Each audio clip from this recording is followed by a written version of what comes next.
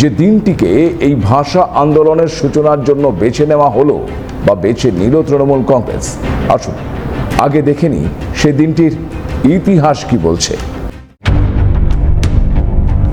2000 সালের 27শে জুলাই দিনটা ক্যালেন্ডারে খুব সাধারণ হয়তো, কিন্তু বীরভূমের সুচপুর গ্রামে দিনটা এক অনাহুত বিষাদের স্মারক।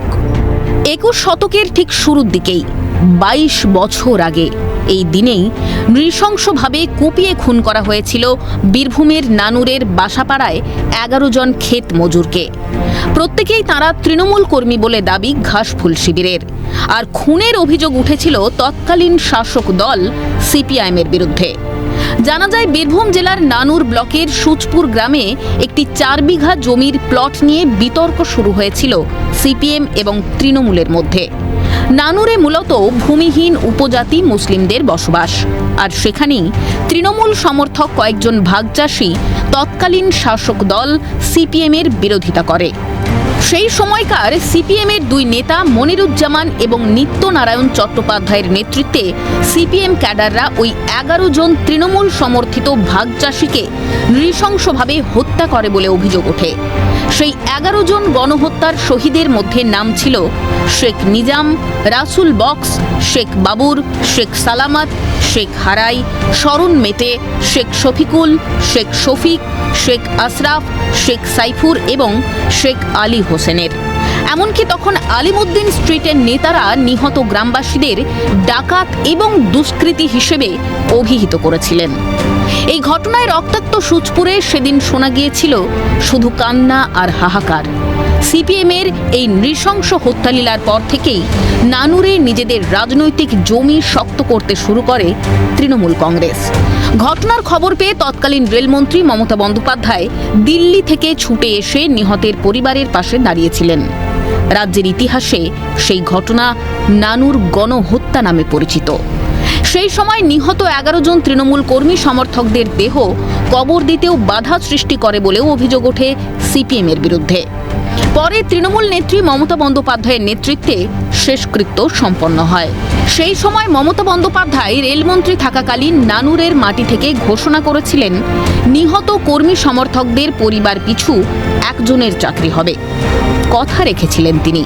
নেত্রীর ঘোষণা মতো 11টি পরিবারই চাকরি পেয়েছিল। নানুর গণহত্যার জন্য সেই সময় সিপিআইএমের নানুর জোনাল সম্পাদক নিত্যনারায়ণ চট্টোপাধ্যায় সহ 44 জনকে দোষী সাব্যস্ত করে 2010 সালের 11ই নভেম্বর যাবজ্জীবন সশ্রম কারাদণ্ডের নির্দেশ দেয় সিউড়ি জেলা আদালত।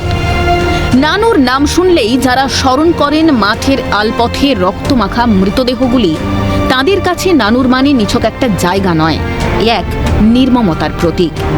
11 জন ক্ষেতমজুর যাদের অপরাধ শুধু এটুকুই যে তারা জমির স্বত্ব নিয়ে প্রশ্ন তুলেছিলেন।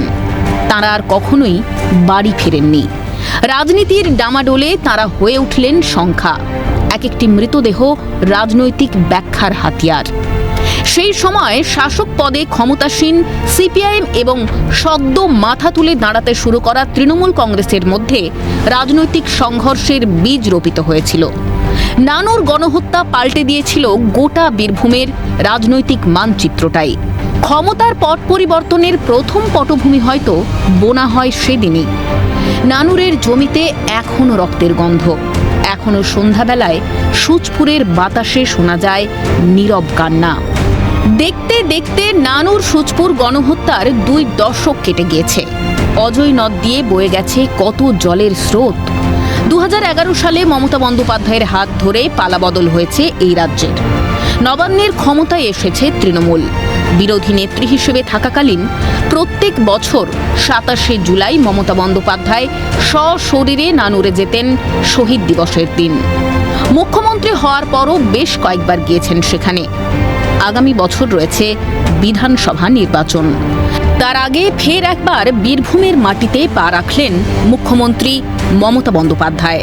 আর এই দিন থেকেই সূচনা করলেন বাঙালির অস্মিতা রক্ষার লড়াইয়ে ভাষা আন্দোলনের।